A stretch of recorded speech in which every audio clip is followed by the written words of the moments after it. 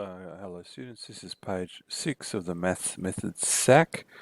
You have to graph this. It's negative 2 on x plus 1 squared. I've just copied it down there. It is up the top of the page. On your actual SAC we put the lines at the top, which helps. Again, using Dr. T, I'm going to just get a sense of what's going on here. I have a dilation. That dilation is in the form 2 times function x, that 2 on the top. We could put the minus 2 outside and have the 1 on the x plus 1 squared. That 2 is acting like a dilation. It's times 2 in y direction. Stretches it up. Stretches that way. Don't need to worry too much about that, to be honest. You might put a second point on the graph to illustrate our location. There is a reflection that we very much need to worry about.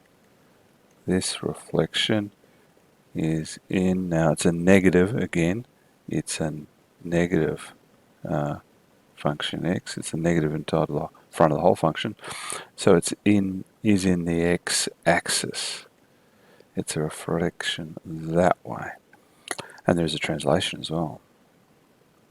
There's a translation of negative 1 horizontally. Opposite to that sign in the bracket, you could say in x direction. So that illustrates for you the different, and if I was going to draw a quick sketch just to get a sense, well, I know that normally my 1 and x squared is up there. Now this is flipped down, so it's there. The dilation is not going to matter too much, but the translations do. It's come back 1, so I'm going to have an asymptote here, and my graph's going to have come back a bit, so it looks like there'll be an intercept there.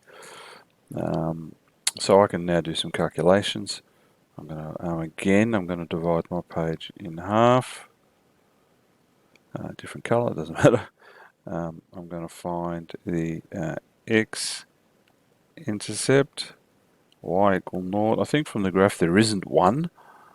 There isn't one, but I'll show you how that would work anyway. 0 equals negative 2 on x plus 1 squared. If that's going to equal 0, well, it can't, because the bottom line would have to equal 0 to be undefined. You would multiply that up, but 0 times x plus 1 squared equals negative 2, but this side just becomes 0, and you can't have 0 on negative 2. And it doesn't exist. You can't find an x-intercept, and that's good, because when we did our little sketch we suggested there probably wasn't an x-intercept, but there probably was a y-intercept just there.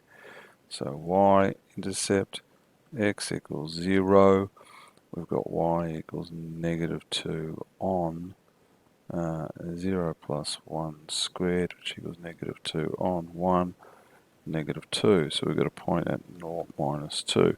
Looking at my tiny little sketch, that makes perfect sense.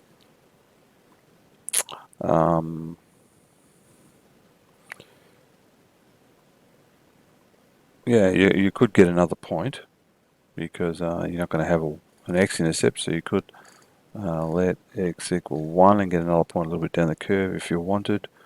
That'd be really optimal. Negative 2 on 1 plus 1 squared equals negative 2 on 1 plus 1 is 1 plus 1 is 2 squared is 4 equals negative a half. So we've got a point at 1 and negative a half, and we could do that. We could sketch that on there. I'll show you later. 1 and negative a half. So let's just remember that. So the thing's moved back 1 and it's upside down. So let's go up. Now the first thing I'm going to do is help me to locate it by moving backwards 1. I'm giving myself quite a long way to move backwards 1. And I'm going to say that that is x equals minus 1. I'm going to clearly label that asymptote. Now ideally you would also do this, because that hasn't gone anywhere. So y equals 0. This is the horizontal asymptote. There is, of course, it's upside down, there is a ideally, I'm going to rub that out. I'm going to pretend I've got a bit of time here. I'm being really neat.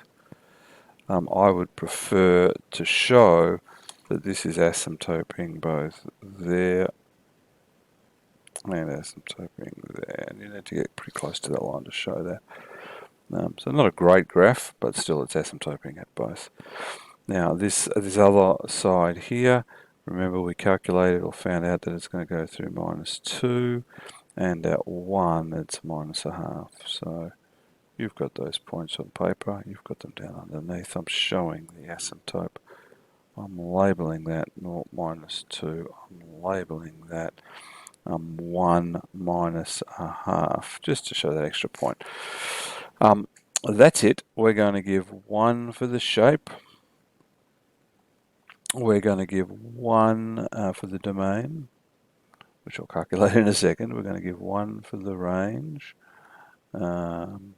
We would give 1 for the y-intercept. And we would give 1 for the asymptote. Now, we only made this one out of 5, so that's it. You know, you'd have to at least show that x equal 1 asymptote. Probably you should show both, but it hasn't moved anywhere. You probably need to show both to get the 1 mark, to be honest. Just down to the domain and range. The domain is all the reals, but we're not going to include -1. And the range, well, it's all the way up to the axis, but not including the axis. So it's from -infinity to 0, not inclusive, or if you like, y less than 0. And so there's the domain and range, and I've finished that.